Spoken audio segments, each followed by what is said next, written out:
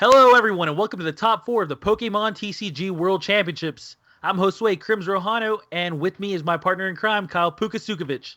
And ladies and gentlemen, we are very close to finally crowning the 2011 Masters Division World Champion. You can kind of sense that each of these players is, I think they can see the finish line now, Kyle. Oh yeah, well, not hundreds, but over 100 players have entered, and now we're just down to four. And we've actually got some familiar faces here, which is always cool to see. On the left, we have Ross Cawthon piloting his unusual rogue deck that has now been named the Truth. And on the right, we have Tom Dolezal, who's playing, well, probably the most straightforward deck you can think of, a Typhlosion Reshiram deck. So here we are. We got two legends of the game colliding here, and we'll see who comes out on top.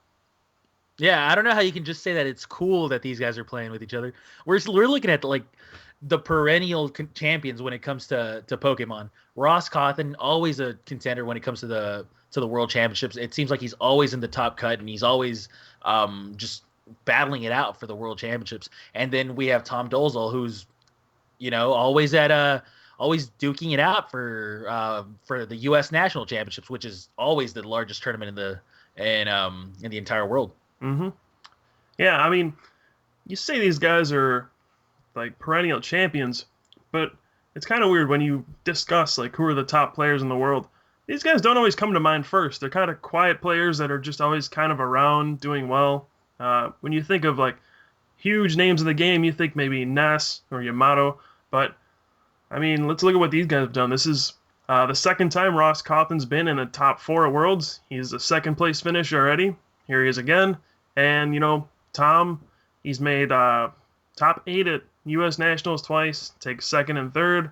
And, he's got a top 8 at Worlds, and here he is again with his first top 4. But, I mean, these guys are always around. They're always doing well. But now you're really getting a chance to see them in action because I don't think they really get that much exposure otherwise. Yeah, and I like how you said second and third as if it's no big deal.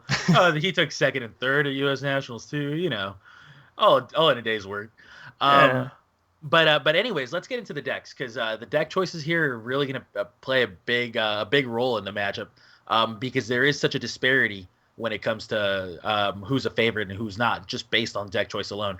On one hand, we've got Tom Dolezal, big tough guy, the tank as some people like to call him, and he's got a big tough deck. He's got Reshiram with Typhlosion and Ninetales. Basically, the deck just tries to get as many Typhlosions in play as it can. Uses the Typhlosion's ability to be able to attach energies onto the Reshiram and just start dealing 120 damage a turn. And then on the other hand, we've got the Truth. Can you explain to the people a little bit about what the Truth tries to do? Well, honestly, Ross did not have this deck until maybe 2 or 3 days before the tournament. He was just kind of looking through his cards and he had an idea of, hey, I like Vileplume. It shuts off trainers. Those are a really big deal. You got Pokemon Reversal, Plus Power, Junk Arm, all these scary cards that people can play. So let's play Vileplume to shut those off. And then, I wonder if there's a way we can keep our Pokemon alive. Because, a Vileplume deck is going to be pretty slow. Takes a while to set up. So he adds Reuniclus with its damage swap ability. Allows you to move damage around. And basically, if your opponent can't knock out your Pokemon in one hit, they're going to be there a while. Because Reuniclus will just keep moving the damage off of it. And the idea is just to lock your opponent down and eventually make sure they just can't take a prize anymore. And unfortunately for Tom, Ross's deck was built with Typhlosion Reshiram in mind. Yeah, and the thing is that, I mean, not only can Typhlosion Reshiram not deal enough damage to knock these things out, not very many decks can. You have Zekrom, which has 130 HP. You have Donphan, which has effectively 140 HP because of its power. And you have the Suicune Anti-Legend, which has 160 HP. All of these things are, I mean, they're just so hard to knock out in one hit. And that's exactly what you need to do if you're facing off against the Truth. Otherwise, he's just going to heal it off. So we are seeing Ross, who played Collector this turn, get 2 Odysseys and a Solosis. That's ideally what he wants to do every game. Tries to get 2 Odysseys out. That way, even if his opponent plays Pokemon Reversal and knocks out one of these Odysseys, like he's actually trying to do right now, apparently, and I believe he fails. But he's going for it again. So let's see what happens. Failed again. But yeah, anyways, even though your opponent tries to knock out one of your Oddishes, you're still going to have another one in play. So that's why Collector is such a big deal in this matchup.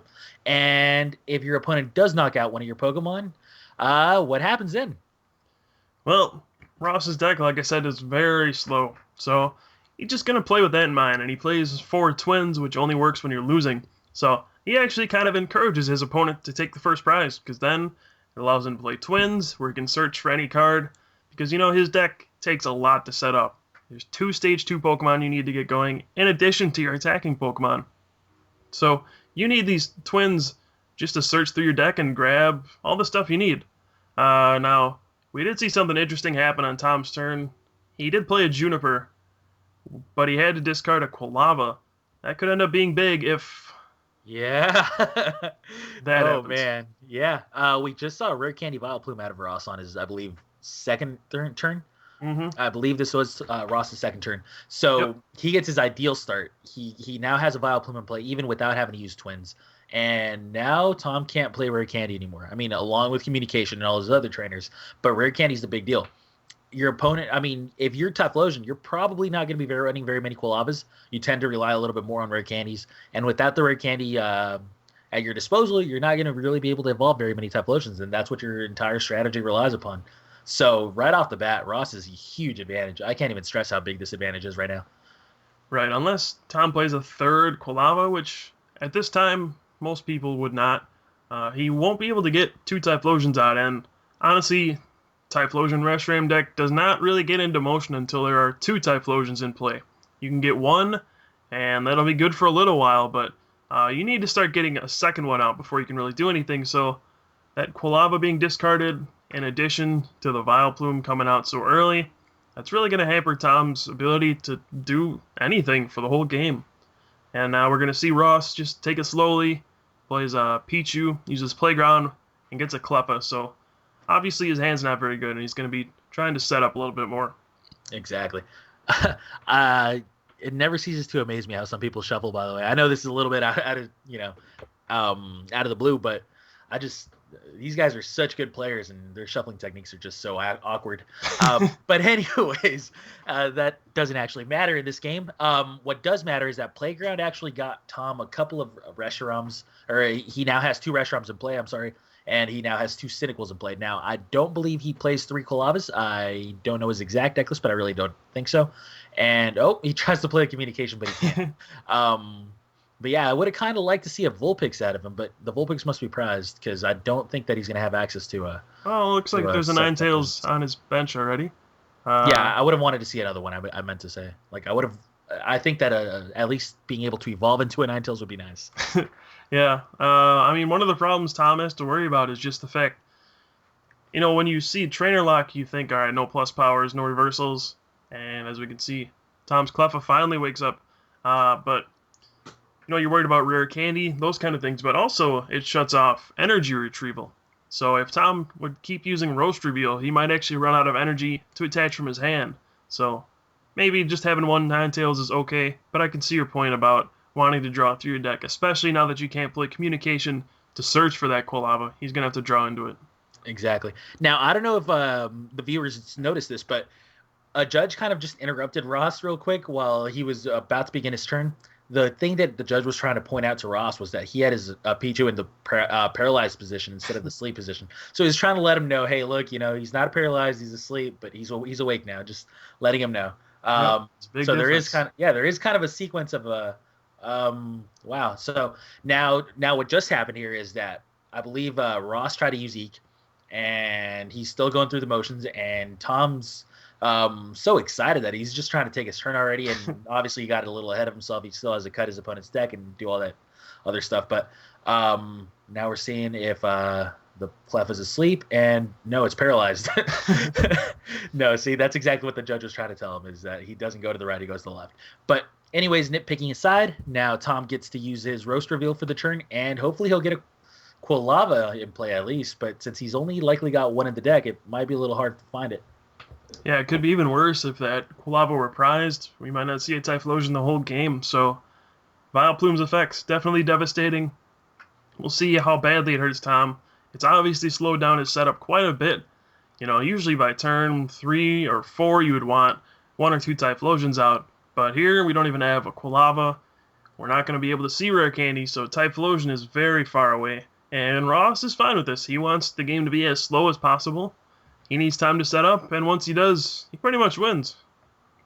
Now, we are seeing the power of Cleffa here. I think this demonstrates how strong Cleffa is in this format more than anything, just because both of these players are now relying on Cleffa to eek in order to set up their hands. If one of them doesn't get to eek or just has terrible eeks throughout the game, he's just going to fall so far behind because your opponent's just going to be setting up consistently behind the power of this little baby. So it's very interesting to note just how strong this card is, and most good decks are running at least one copy of this just because it's such a lifesaver at times. Yeah, a lot of people have complained about this format where your only real support Pokemon is Cleffa.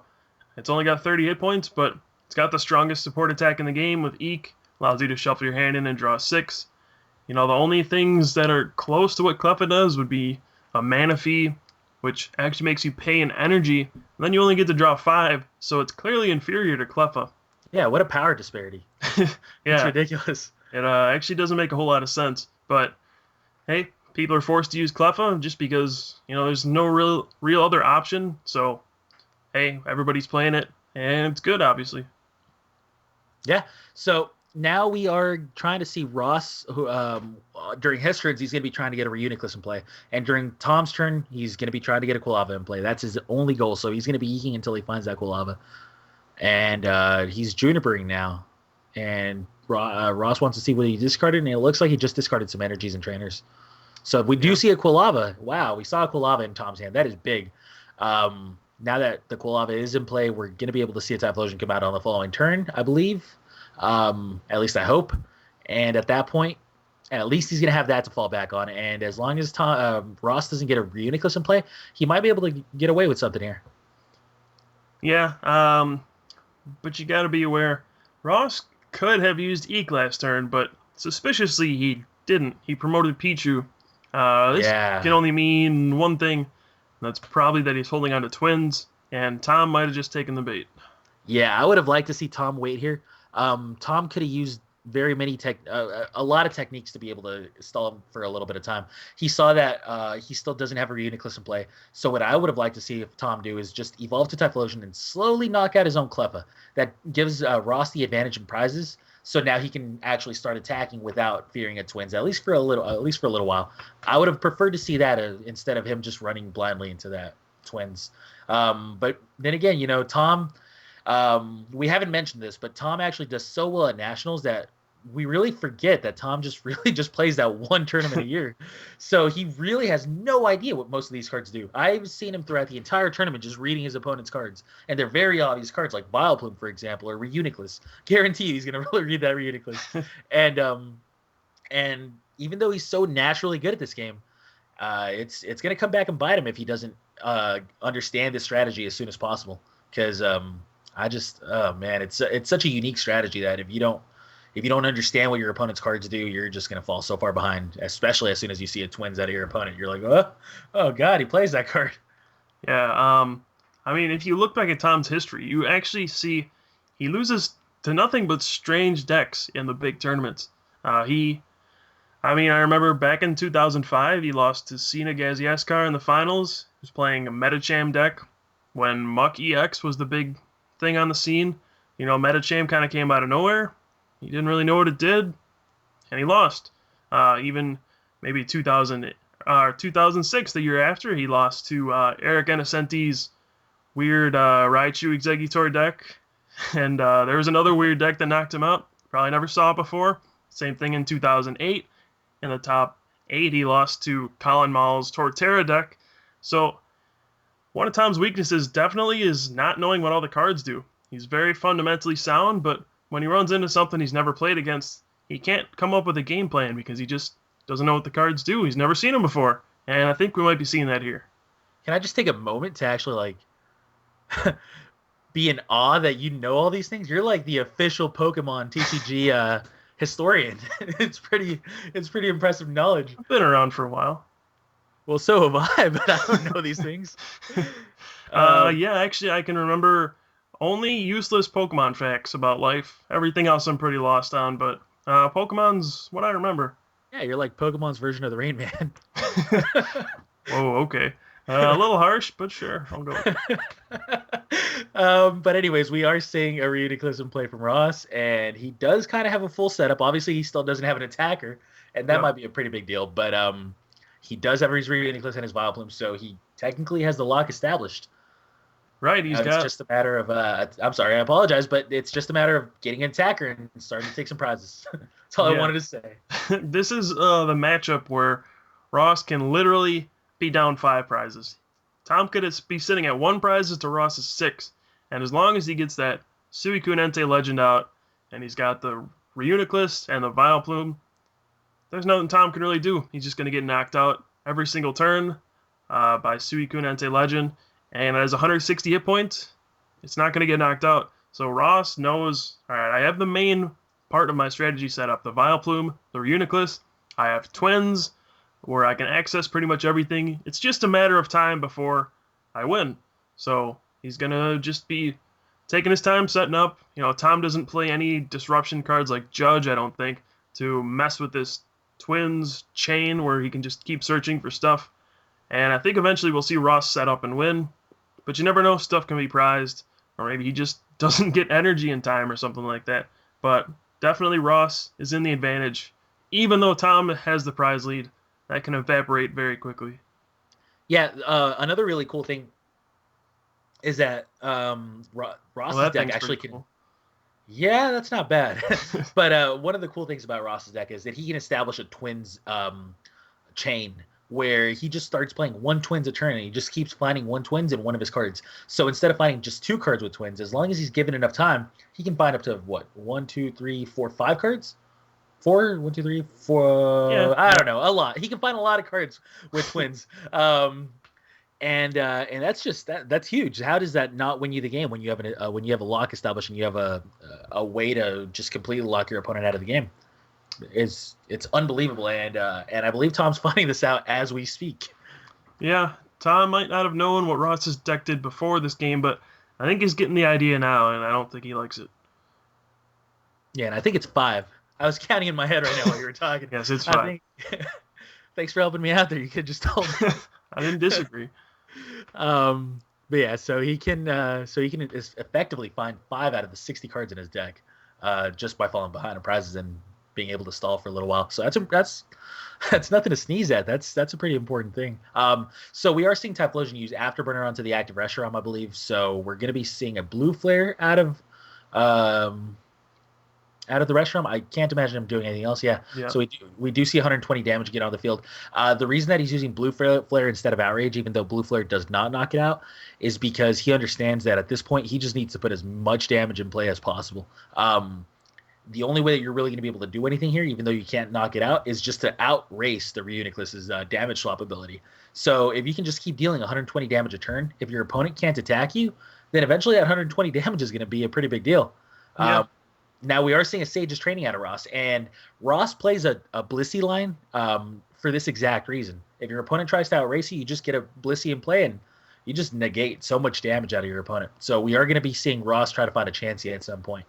Yeah, Blissey Prime's Blissful Nurse Pokepower, if you don't know what it does, it removes all damage from your Pokemon that has any damage on it. And then if it has any energy on it, it gets discarded, but you just use Damage Swap to move all the damage to the Pokemon that don't have energy, and you remove all the damage, and even though your opponent's been attacking you for so many turns, he thought he was getting somewhere, in reality, it just all evaporates immediately. So that's another thing Ross has at his disposal. But I just want to point out Tom's body language in this game. Like on his turn, I don't know if you noticed, he just kind of like took a deep breath and sighed, and he's just kind of like, well, what do I do? And then he was kind of studying Ross's field, and he's like, oh, that's kind of neat. Wish I'd thought of that. Yeah. I think that's how every one of Ross's opponents reacted when they first saw the deck. I mean, I'm still kind of shocked, and it's been a little while. You see the deck, and it flows so nicely. How do you not just sit there and go, like, hey, man, good job. Congratulations. That's a good deck. And I think that's what Tom did. Tom was just sitting there going, this deck would have been fun to play at this event. But Yeah. we do see a collector out of Tom, and it looks like Cyndaquil is his only Pokemon that he's fetching out. So as he shuffles, we do know that the rest of his deck is basically just trainers and energies, and I guess evolution lines. Yeah. He's just playing it to thin out his deck. I think he might get the idea at this point that he's lost, but he's not going to give up hope just yet. Hasn't been too long in the round, maybe 20 minutes or so. So there's plenty of time. I guess knowing that he doesn't know a whole lot about Ross's deck, he might just be sitting there thinking, well, I want to make this game go as long as possible, make Ross reveal as much of his deck as possible, so that way I have a better idea of what's coming at me in the second game, and then we'll try to figure out a plan. Yeah, I think the only part of Ross's deck that we haven't seen so far is the Blissey line and the Donphan line. Mm-hmm. I believe that every other part of Ross's deck has been exposed, and I mean that's 2 evolution lines, I know, but still, that's not very many cards. It's just 6 cards, I believe, because it's a 2/2 Donphan line. Yeah.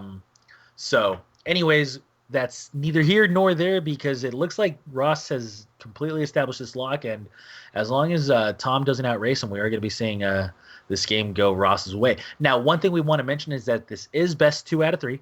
Ross winning this game does not end this match by any means, and they do have to complete either the entire match or 60 minutes have to elapse. So Tom can play with this in mind. This is not abusing the rules in any way, but he knows it's public knowledge that the round ends in 60 minutes, so he can get himself in a position where he wins game 2 automatically by taking more prizes than his opponent and taking at least 4 prizes in the game and get the game to a sudden death third game. Or match to a sudden death third game. Right, and just to clarify, it's 60 minutes and then 3 additional turns.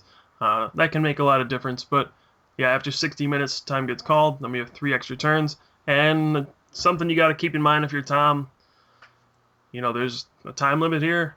You don't want to take too long, but at the same time, maybe you want to take just long enough. You might realize, I'm never going to beat this game, or I'm never going to beat this deck in a full game. Look at what's happening. He's got a full setup. And now this giant Suicune Entei Legend with 160 hit points happens to be a water type and knocks me out in 1 hit every turn. I can't really stop that. So maybe my only way of getting past Ross is to take 4 prizes in the second game, and then for time to get called, and then I kind of steal a win in a sudden death game 3. I don't really have a better plan, or does he? Yeah, I mean, really, there is no better plan than this. Now, what we saw Ross do is because Cleffa stayed asleep, he dealt 80 damage, I believe, and burnt it, but the damage does not get dealt to Cleffa because of its power ability and Body. Yeah, I was getting to that. That was my next guess. But anyways, he does still get the burn out of it, so I believe that Tom flipped for that, and I think he got heads. I don't see any damage, no damage on him. So. Yeah, so. That was the telling me that he got heads. You're very observant. So now Ross is looking through his discard pile. Ross understands that he's probably won this game by now, so he wants to make sure that there isn't anything special in his deck. Like at this point, I think Ross is just watching out for supporters or like a hidden Pokemon line that he might not have seen. A good supporter here, by the way, would be Black Belt. Black Belt would let Tom get over that 160 damage barrier that. Well, the 120 damage barrier and achieve 160 damage to Ross's Suicune Entei Legend. Right. Now, unfortunately for Tom, he doesn't play it, so that's out of the question. Yeah, at this point in the metagame, there's really no point to play that card when you can just play plus powers. I mean, who plays Vileplume, really? But now, I guess we found out who plays Vileplume, and this is the situation where Black Belt would help, but A, he's ahead on prizes still. And B, there's no reason to be playing it at this point. So Tom's just kind of stuck in this bad spot. He's going to do whatever he can. He's going to hope to do what you said before. Just keep doing 120 over and over and overwhelm Ross with putting damage on his field. But I don't know if that'll work. He's still got a bench spot open. He's got plenty of spots to put damage. And he can knock out his own Pokemon if he needs to. Tom's got to take 3 more prizes still. And there's that Chansey, so it's not looking good. Yeah, what I was saying is that Tom was probably holding out, hoping that he could just outrace him with the damage. And I mean, he knew it was a long shot, but I figured that was his only. He figured that was his only hope. Mm-hmm. And once that Chansey comes down and he sees the Blissey, I'm sure he's gonna know that the game is over. And we might actually just see Tom scoop. He might actually try to extend this game as much as possible. But if he wants to just avoid any of these things and just go straight into game 2, he's just going to scoop as soon as he sees a Blissey, because honestly, at that point, the writing's more than on the wall. The fat lady will have sung, and we will have gone into game 2. All right, even if there isn't a Blissey, I got to think there's enough spots to put damage, but there it is, and hey, what do I know? So, yeah, Ross wins the first game, and Tom scoops knowing he can't do anything, and we're going to move on to fairly quick game 2. Yeah, absolutely. Please stay tuned, and we'll give you guys game 2 in a little bit. All right, we'll be right back.